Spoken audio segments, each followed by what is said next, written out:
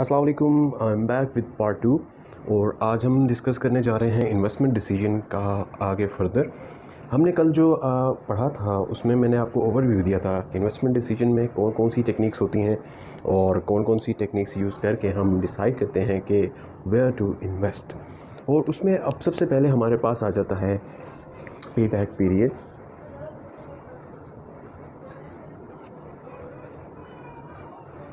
Okay, let's start now. पे back period हमें ये बताता है कि कितना जल्दी हमारा कैश इनफ्लो हमें हमारी इन्वेस्टमेंट वापस देगा। यानी जो कुछ आप इन्वेस्ट कर चुके हैं, फॉर एग्ज़ाम्पल आपने इन्वेस्ट किया है $1 लाख, तो वो कितने पीरियड में आपको वो सारा वापस मिल जाएगा रिटर्न। जब वो आपका सारा इन्वेस्ट किया हुआ वापस आ जाएगा, वो कहलाएगा आपका पे बैक पीरियड। और ये आपको इन्वेस्टमेंट में कैसे हेल्प आउट करेगा कि जब आप कहीं पर भी इन्वेस्ट करने जा रहे हैं तो आपके पास काफ़ी सारे ऑप्शन होते हैं। आपका for example asset 1 2 3 different assets होते हैं आपके पास। ओके, पेबैक पीरियड में हमारा क्या डिसाइड करेगा कि हमें किस में इन्वेस्टमेंट करनी है। तो सूरज, जो जितना जल्दी हमारा पैसा जिस इन्वेस्टमेंट से, जिस प्रोजेक्ट से जितना जल्दी हमारा पैसा वापस आ जाएगा, हम उस एसेट में अपनी इन्वेस्टमेंट कर देंगे। इसकी हम एग्जांपल ले लेते हैं। फॉर एग्जांपल वही वाली एग्जांपल हम लेते हैं। हमने $1 लाख हमने इन्वेस्ट करना है। ओके, सो हमारे पास टाइम ड्यूरेशन कितना है, हमारे पास देख लेते हैं कि हमारे पास इनिशियल इन्वेस्टमेंट इसको कहेंगे, जो हमने सबसे पहले इन्वेस्ट कर दिया।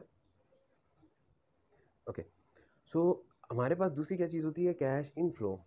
कैश इनफ्लो जो हर साल हमारे पास आना है इस इन्वेस्टमेंट के बाद, उसको कहेंगे कैश इनफ्लो। ईयरली बेस पर वो हमें मिलेगा 1 ईयर, 2 ईयर, 3 ईयर।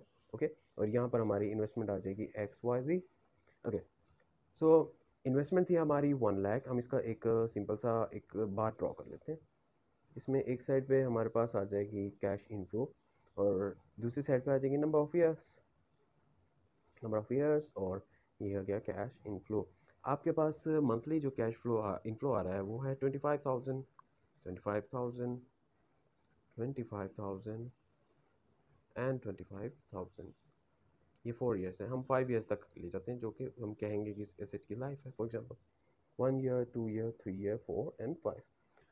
अब हमें नज़र आ रहा है यहाँ पर कि 4 साल में अगर हम इनको ऐड अप करें तो ये पूरा 1 लाख बन जाता है।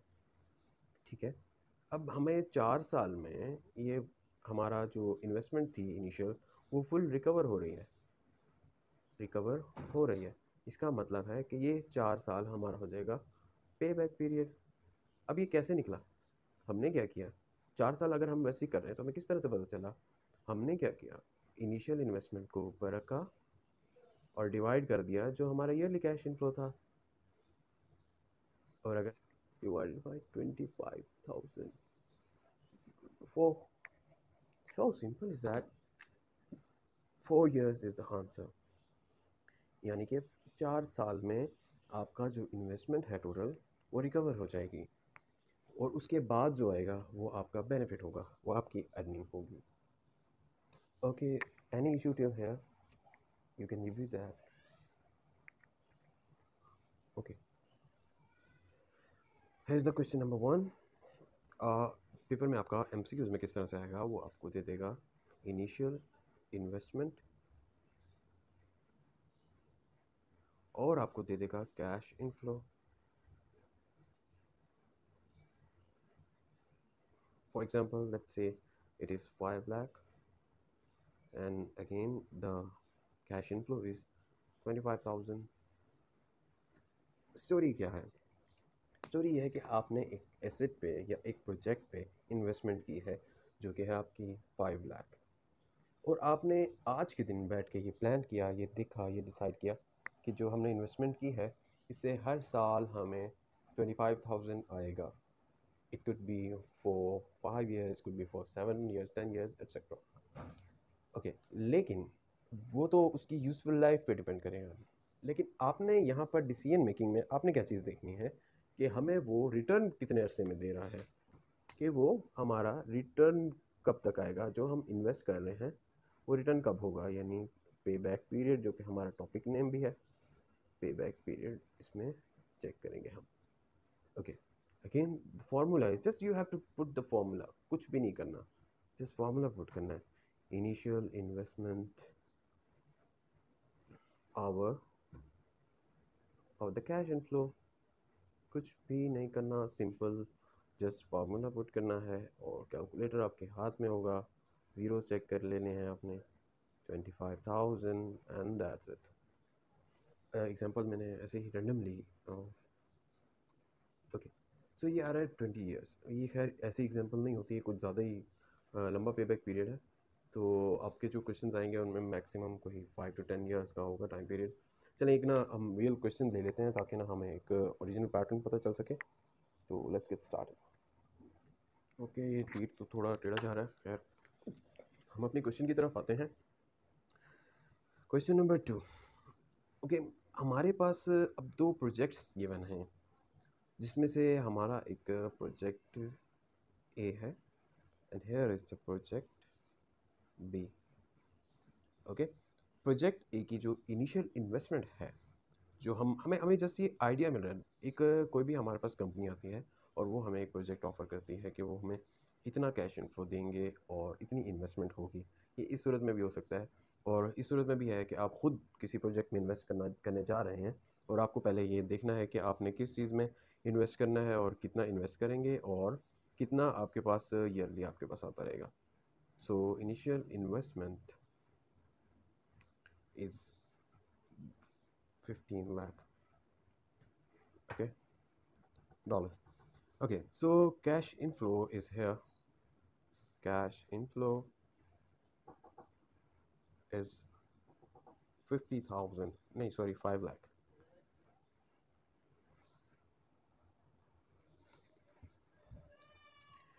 ओके, कैश इनफ्लो है हमारे पास 5 लाख और इनिशियल द माइक इनिशियल इन्वेस्टमेंट आपके पास 15 लाख और कैश इनफ्लो आपके पास आ रहा है 5 लाख। तो आप इसका सिंपली कैश इनफ्लो को नीचे रखेंगे और इनिशियल इन्वेस्टमेंट को ऊपर रखेंगे तो आपके पास आ जाएगा आपका pay back period PB. Okay, so initial investment 15 lakh over 5 lakh, simply it is 3 years. Okay, अच्छा इसमें एक और बड़ी टेक्निकल चीज़ है, वो भी शायद प्रोजेक्ट बी में आएगी, यकीनन आएगी, मैं आपको बताता हूँ। इनिशियल इन्वेस्टमेंट इज़ 20 लाख यानी $2 million। Okay, so cash inflow है हमारे पास 5.5 मिलियन यानी कि 5.5 लाख। ओके, सो अब आप इसका पेबैक पीरियड जब लेंगे तो वो होगा आपका 2 मिलियन ऊपर।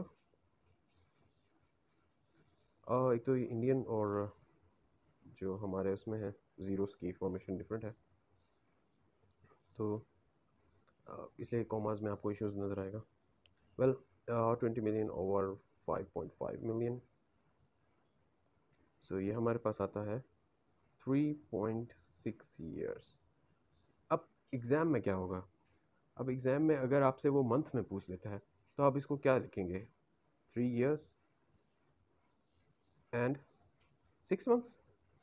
No, it is 0.6 into 12 और ये आपका आंसर मंथ्स में आ जाएगा। Let me calculate that, 0.6 multiplied by 12 is equal to 7.2 months। अब अगेन जो ये 0.2 आया है, इसको जब आप डेज में कन्वर्ट करेंगे तो 0.2 multiply by 30 days a month। Okay,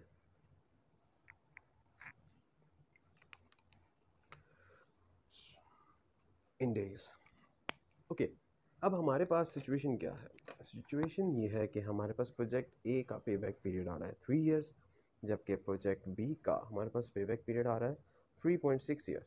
अब इसका मतलब क्या है, मतलब क्या है, इसका मतलब ये है कि आपका जो प्रोजेक्ट ए है वो 3 साल में आपको आपकी इन्वेस्टमेंट वापस दे देगा, जबकि ये 0.6 मंथ सॉरी 0.6 ईयर्स, यानी कि 7.2 मंथ्स ज़्यादा ले रहा है आपकी इन्वेस्टमेंट को लौटाने में, तो आप किसको सेलेक्ट करेंगे? सूनर।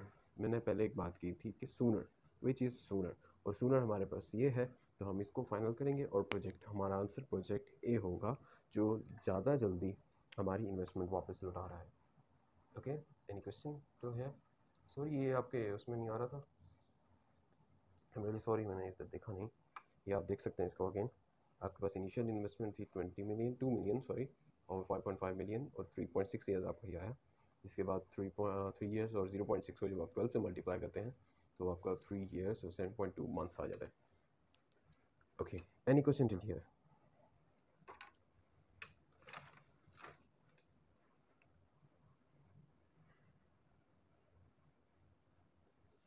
अच्छा, ये जो क्वेश्चन था, आपने अगर गौर किया हो तो ये ऐसी सिचुएशन में सिर्फ कि जब हमारे पास कैश इनफ्लो इवन होगा, यानी जो ये आपने किया अभी, ये सिर्फ इवन कैश फ्लोज पे ये काम हो सकता है। इवन कैश फ्लो क्या था?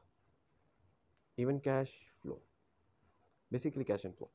इवन कैश फ्लो में ये होता है कि it is 1 year and 2 year and year 3 and year 4, और आपको हर साल सेम अमाउंट ही आ रही होती है, 20,000 20,000 20,000 एंड 20,000, हर साल सेम अमाउंट आपके पास इनफ्लो हो रही होती है इवन कैश फ्लो। लेकिन अन इवन कैश फ्लो होगा तो क्या होगा? अब यहाँ पर हमें आसानी क्या थी कि हम इनिशियल इन्वेस्टमेंट को ऊपर रखते थे और बस जो हर साल सेम अमाउंट आ रही से डिवाइड कर देते थे, हमारे पास सीधा सीधा आंसर आ जाता था जो हमारा पे बैक पीरियड था।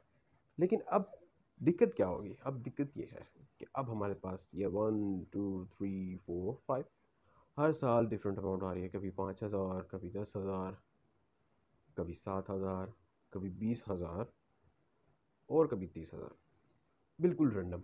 ठीक है, और इस कैश फ्लो का नुकसान क्या होगा कि हमारी फॉर एग्जांपल इन्वेस्टमेंट थी 5 लाख, ठीक है, अब हम उसको किस पे डिवाइड करें? इसलिए हम इसको इस मेथड के साथ नहीं कर सकते। हमारे पास इसके लिए मेथड होता है कम्युलेटिव कैश फ्लो वाला। कम्युलेटिव कैश फ्लो वाला मेथड कैसे यूज़ करते हैं? हम डायरेक्ट एक एग्जांपल पे चले जाते हैं। अब इसमें हमारे पास हम एक फॉर्मेट बनाएंगे जो कि ज़रूरी है इस क्वेश्चन को समझने के लिए। इसमें हम आएगा ये और ये 0 1 2 3 4 एंड 5, और यहाँ पर हमारे पास आ जाएगा cash flow. Okay, cash flow, and उसके बाद जो सबसे इम्पोर्टेंट चीज़ है वो मैं ब्लू से लिख देता हूँ, वो है हमारे पास क्यूमुलेटिव कैश फ्लो।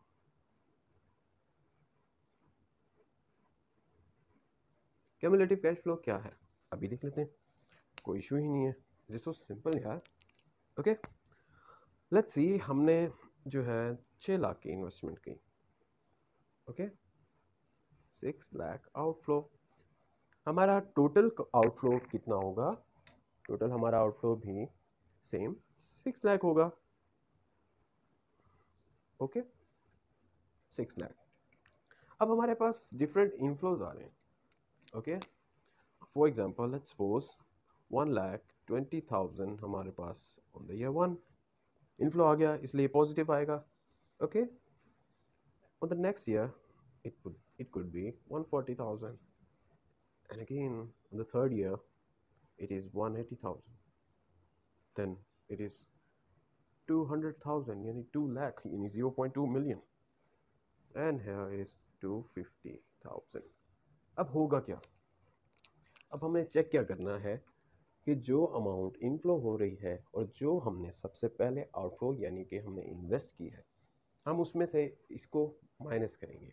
माइनस क्यों करेंगे? कि जो इन्वेस्टमेंट से हमारा हर साल रिटर्न आ रहा है वो ये अमाउंट है। ओके, इस अमाउंट से हर साल हमारा वो रिटर्न आ रहा है, सो हम बाकी की जो अमाउंट है वो हम साथ साथ लिखते रहेंगे। जस्ट लाइक 6 लाख थे हमने इन्वेस्ट किए थे और हमारा पहला साल जो रिटर्न आया है वो 120,000 आया, तो रिमेनिंग कितना हुआ? 480,000। ओके, 480,000 अब हमारी इन्वेस्टमेंट रहती है।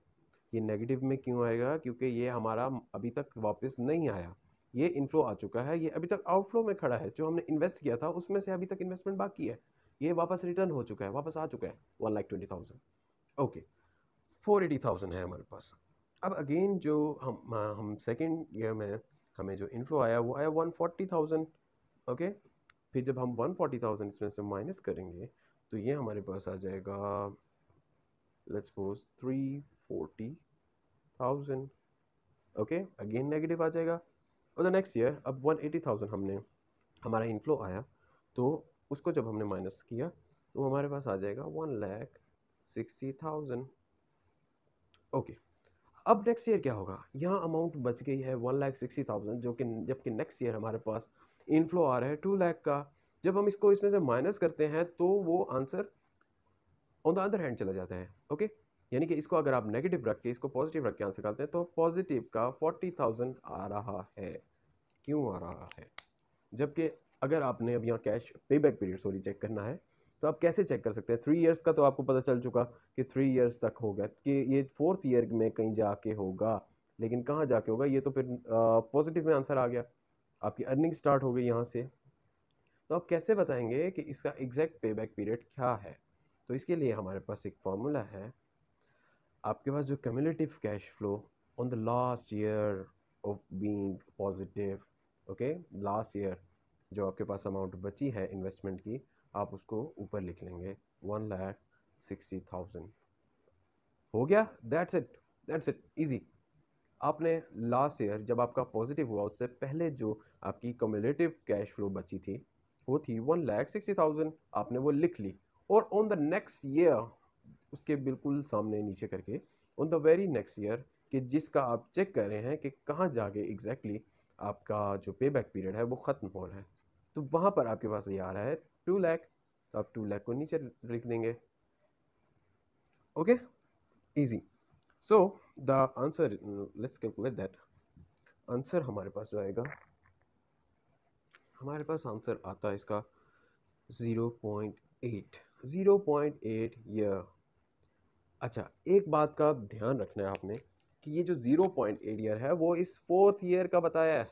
3 ईयर्स हमारे पास पूरे हैं जो कि हमारे पास कैश इनफ्लो आता रहा, जो कि इन्वेस्टमेंट को हम माइनस करते रहे और वो इसमें ऐड अप होगा। 3 ईयर्स तो पूरा है ना, और 0.8 ईयर उस 4th ईयर का हिस्सा है, यानी कि 3 years full plus 0.8 years. Okay, so ये बनेगा 3.8 ईयर। ओके, अगेन मैं आपको लाजमी ये बताऊंगा कि मंथ में इसको, क्योंकि वो लाजमी डेज या मंथ्स में पूछ लेता है पेपर में, वो तब बच्चे कंफ्यूज हो जाते हैं और वो 8 मंथ्स लिख देते हैं वहाँ पर, तो वो काफ़ी ज़्यादा कंफ्यूजिंग होता है। तो 0.8 मल्टीप्लाई बाय आप 12 करेंगे तो ये हमारे पास आ जाएगा 9.6 year. Way to calculate 0.8 multiply by 12 is equal to 9.6, sorry 9.6 month. Okay, and again अगर आप 0.6 को भी कन्वर्ट करना चाहते हैं तो 0.6 मल्टीप्लाई बाय 30 करेंगे तो आपका डेज में आ जाएगा इस मंथ के लिए, अगेन इस मंथ के लिए। और अगर आपको सारा ही कैलकुलेट करना है मंथ में तो 3 पॉइंट आप उसको 365 से मल्टीप्लाई करेंगे टोटल को, आपका वो फिर सारा ही मंथ में आ जाएगा। Okay, any question till here?